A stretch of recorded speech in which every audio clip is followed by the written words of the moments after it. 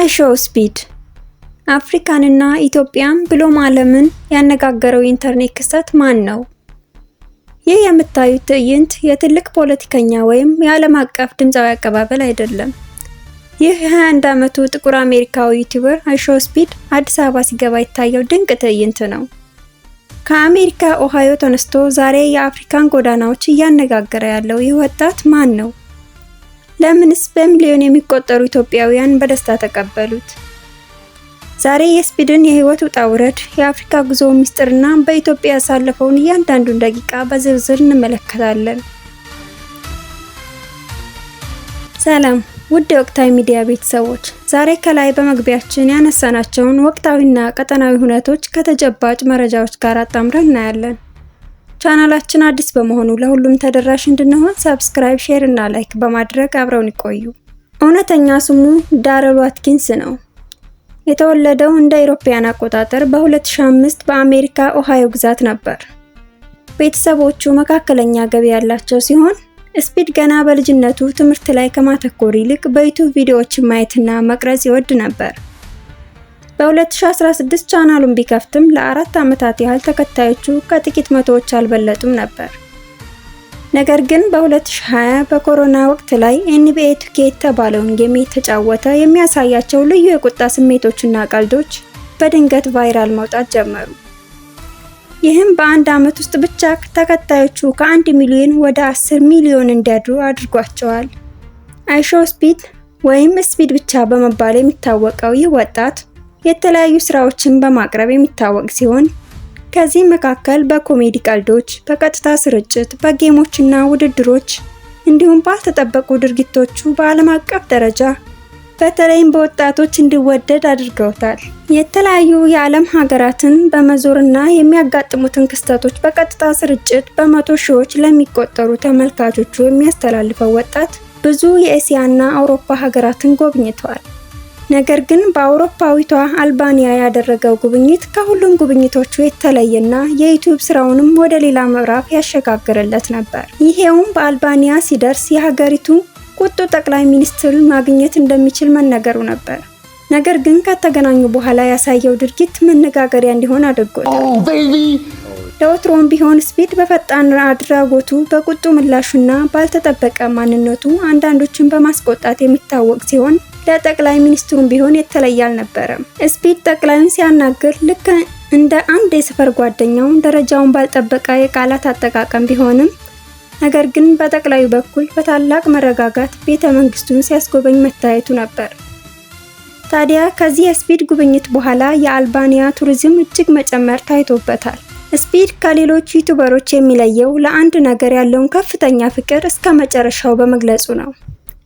ለክርስቲያኖ ሮናልዶ ያለው ፍቅር እብደት የሚባል ደረጃ ላይ የደረሰ ነው። ሮናልዶን ለማግኘት ወደ ኳታር፣ ፖርቹጋል እና ሳዑዲ አረቢያ ተጉዟል። በመጨረሻም ሮናልዶን መኪና ውስጥ ሲያገኘው ያለቀሰው ለቅሶና ያሳየው ደስታ በዓለም ዙሪያ በሚሊዮኖች ለሚቆጠሩ ወጣቶች ህልምን ማሳደድ ምን ማለት እንደሆነ አሳይቷል።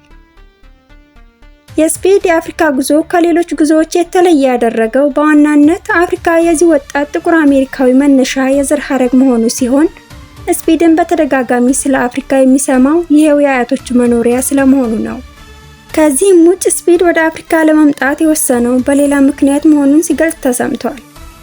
ይሄውም አፍሪካ የሰው ልጅ መገኛ ናት፣ እዚያ ካሉ ደጋፊዎች ጋር መገናኘት ፈልጋለሁ በማለት ነበር ጉዞውን የጀመረው። ታዲያ የዚህ ወጣት ዓለም አቀፍ ተጽዕኖ ፈጣሪነት በቅጡ የተረዱት የአፍሪካ ሀገራት የወጣቱን በ28 ቀናት የ20 ሀገራት መጎብኘት እድል ላለማሳለፍና በአግባቡ አጋጣሚውን ለመጠቀም ሲጥሩ ታይተዋል። በየሄደበት ሀገራት ደማቅ የሆነ አቀባበልን ከማድረግ ጀምሮ የሀገራቸውን ባህል፣ አኗኗር፣ አመጋገብና አለባበስ ሲያስተዋውቁና ሲያሳዩ ነበር።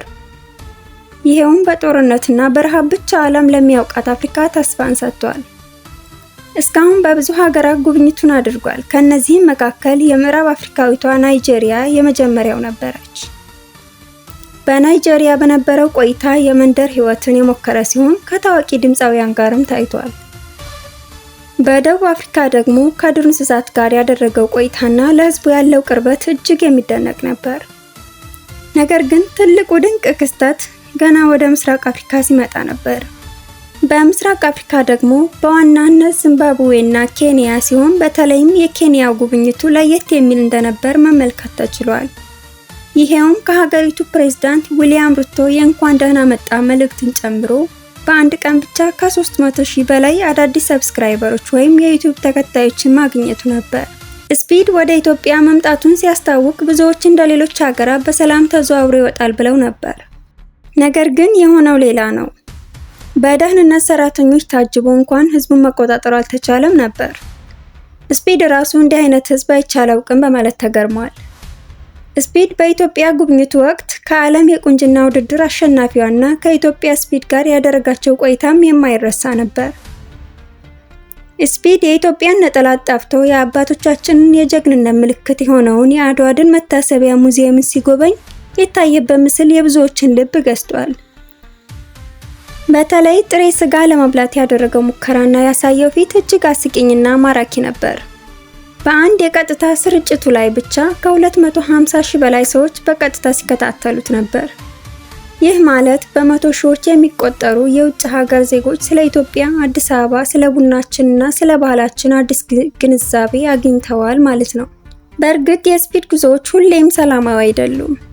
በኢትዮጵያ ቆይታውም የህዝቡ ግፊት የበዛበት ጊዜ ነበር። አንዳንድ ሰዎች ዩቲዩበሩን አላስተነፍሱትም በሚል በወጣቶቹ ላይ ትችት ሲያቀርቡ፣ ሌሎች ደግሞ ይህ ለሀገሪቱ ትልቅ ፕሮሞሽን ነው ይላሉ። ስፒድ ግን በሁኔታው ሳይበሳጭ በፈገግታ ጉብኝቱን ቀጥሏል። አይሻው ስፒድ ዛሬ ላይ በአመት በሚሊዮኖች የሚቆጠር ዶላር ያገኛል። ነገር ግን ትልቁ ሀብቱ ገንዘቡ ሳይሆን ያፈራው ተጽዕኖ ነው። የኢትዮጵያ ጉብኝቱ የዲጂታል ሚዲያ ኃይል ምን ያህል ትልቅ እንደሆነ አሳይቶናል። በአንድ ወጣት አማካኝነት ዓለም ሀገራችን በሌላ መነጽር እንድትታይ አድርጓል። እናንተ ስፒድ በኢትዮጵያ ቆይታው ካደረጋቸው ነገሮች የትኛው ይበልጥ ደስ አላችሁ? ጥሬ ስጋ መብላቱ ወይስ የነጠላ አለባበሱ ወይስ ደግሞ በህዝቡ መከበቡ? ሀሳባችሁን ኮሜንት ላይ አስፍሩልን። ቪዲዮውን ከወደዳችሁት ላይክ እና ሼር በማድረግ ለሌሎች አድርሱ። በቀጣይ ቪዲዮ እስከምንገናኝ ሰብስክራይብ ማድረጋችሁን እንዳትረሱ። ወቅታዊ ሚዲያ